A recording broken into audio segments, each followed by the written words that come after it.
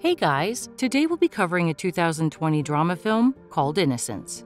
The opening scene begins with a funeral in the Korean village of Daejeon. The mayor of the village, Chu, is also present, and he is drinking rice wine with his friends. A few moments later, the mayor goes to console Hwa-ya, whose husband has recently died, but she just keeps on singing. Just then, her husband's sister appears and yells at Hwa-ya to summon her daughter to the funeral. However, Hwa-ya grabs her hair and yells at her to mind her own business. Just then, the men who drank the rice wine begin to collapse due to poisoning. In the following scene, we see a lawyer named Young-in winning a case. Later, her boss gives her some money and expresses his desire to use her in a Supreme Court appeal. However, Young-in refuses to do so and advises her boss to be selective with matters concerning the case rather than money. She also claims that they cannot simply represent thugs because that will make them thugs as well. During their conversation, Young-in sees the news about the poisoned rice wine, where several men have become sick and one has died. The news also mentions the arrest of the suspected perpetrator, Hwa-ya.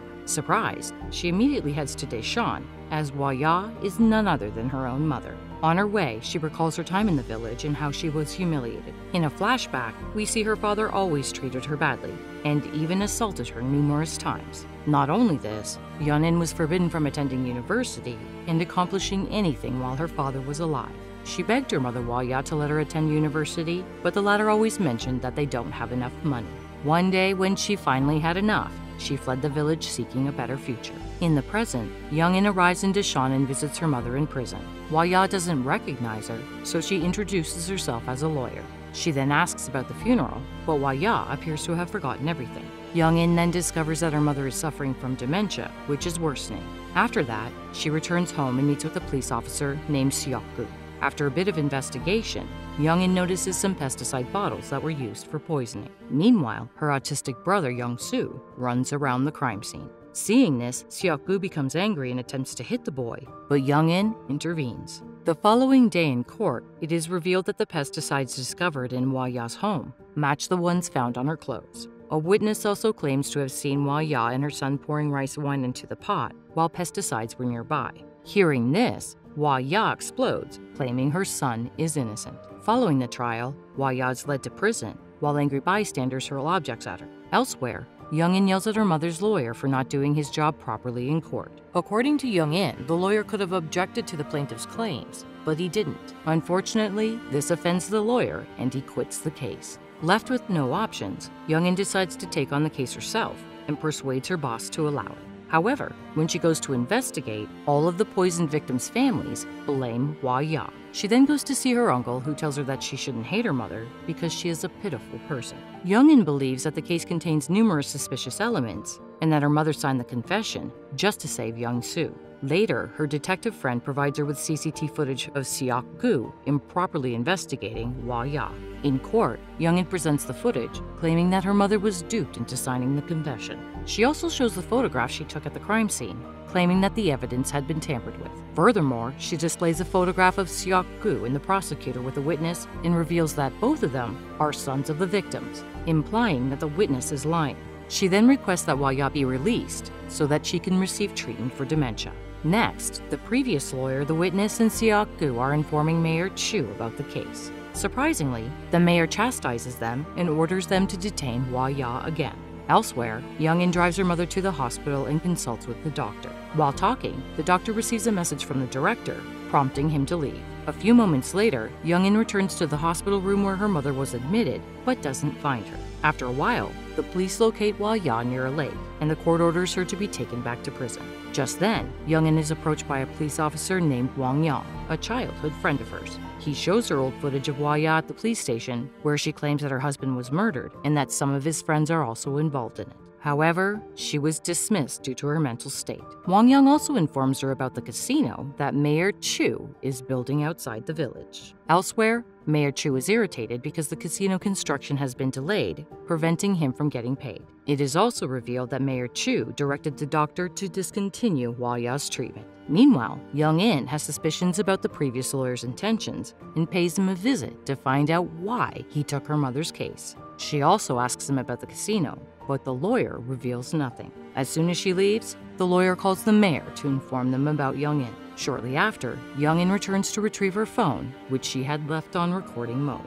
Later, when Young-in returns to the crime scene, she finds some footprints and follows them. Unexpectedly, an intruder attacks her, but she manages to see his face before he flees. The intruder drops a lighter, so she takes it to the police the following day. However, the police officer claims that the lighter is not admissible as evidence. Following this, the witness's father, who is also one of the poisoning victims, dies, and Young-in goes to pay her respects. At the funeral, the newly assigned prosecutor tricks Young-soo and cleverly steals some pictures from his phone. Later, while the siblings are returning, a gang arrives and jumps them. They then leave, but not before warning Young-in to stay out of the case. The next day in court, the prosecutor presents some pictures as evidence, indicating that Hwa-ya continued to feed alcohol to her sick husband. He also requests that Young-soo testify, despite his autism. Although Young-in wants to stop her brother from getting involved, she cannot do anything to change the judge's mind.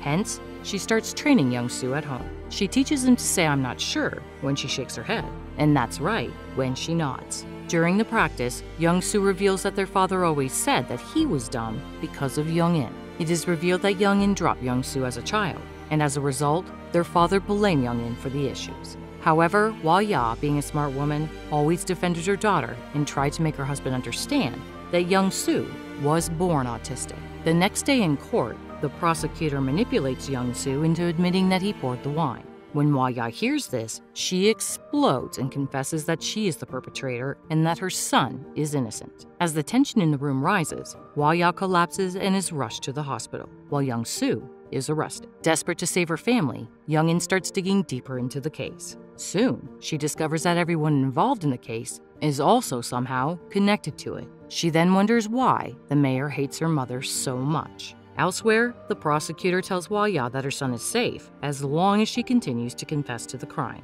Later, Young-in visits her mother and asks if she recognizes her, and Hwa-ya says no. Instead, she keeps asking about Young-soo, and this irritates Young-in as she believes that her mother only cares about Young-soo. After Young-in leaves, Hwa-ya suddenly remembers her daughter and becomes emotional. Later at night, Wang-yang apprehends an intruder, but the prosecutor steps in and takes the man away. As expected, the intruder is quickly released, prompting Wang-yang to follow him. Meanwhile, Young-in follows the van that transported the intruder. After several hours, she discovers that the driver of the van is the witness. She then breaks into the van and takes some documents. At home, she discovers a torn wedding picture of her mother's and a phone in her father's clothes. Young-in assembles the picture and discovers that the groom's name is Chun-woo. She then heads to one of the hospitalized victims and inquires about Chun-woo. The victim reveals that Chun-woo was their quarry manager's friend, and he was going to become the new boss soon. However, when the mayor and the others learned this, they became angry, as they wanted and felt like they deserved the position. So, by order of the mayor, the other guys drowned Chun-woo. The demise of her husband devastated Hwa-ya, and in a state of panic and vulnerability, she married one of the killers named Tai-soo. After several months, Tai-soo became the new boss of the quarry. On her way to Wang-yang, Young-in calls to share everything about the mayor's crimes and Chun-woo. Unfortunately, she gets into an accident, orchestrated by the mayor himself. Later, Young-in regains consciousness in the hospital, where Wang-yang hands her the construction map obtained from the suspect. Following that, she goes to the mayor and mentions the casino, but he pretends to know nothing about it. She asks about his relationship with her father and requests that he serve as her witness, to which he agrees, but asks that it be done later. The next day in court, Young-in calls her uncle as a witness. He reveals that Tai-soo was powerful when he managed the quarry, but he was duped, causing him to lose all his money. He also attempted to enter politics, but was unsuccessful. As a result of Mayor Chu's slander campaign, the entire village shunned him. Because of this, he was left hopeless and broke, and he used to threaten to kill the perpetrators using pesticides. Following this, Young-in calls Mayor Chu to testify. She claims that the mayor obtained his nomination forfeit agreement after threatening the former councilman. As expected, the mayor denies the claims. She also mentions the casino, but the mayor again denies having any knowledge of it. She then introduces the intruder as her witness, who reveals that Mr. Bang, the head of the construction company, hired him to obtain some documents in exchange for a plot of land. After this, Young-in repairs her father Tai-soo's phone and discovers a video clip of him saying Hwa-ya is poisoning him for Chun-woo. She then goes to see her mother, who finally reveals the past. Hwa-ya explains that she overheard the mayor discussing with her new husband about how they killed Chun-woo. As a result, she continued to contaminate Tai-woo's food until he died. However, she was not done, so she poisoned the rice wine for the perpetrators at the funeral. Furthermore, Hwa-ya says that she adored her first husband, Chun-woo, and attempted suicide after his death, but Tai-soo stopped her. Tai-soo also promised to raise her child as if it was his, revealing that Chun-woo is Jung-in's biological father. Hwa-ya ultimately married Tai-soo in order to save Young-in. However, she was broken after Young-in left and blamed herself for everything. Throughout all of this, Hwa-ya recognizes Young-in and hugs her tightly.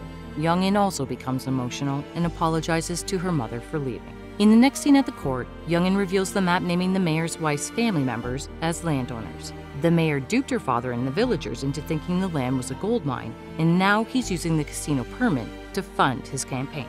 She also reveals that Tai-soo was the murderer of her biological father, Chun-woo.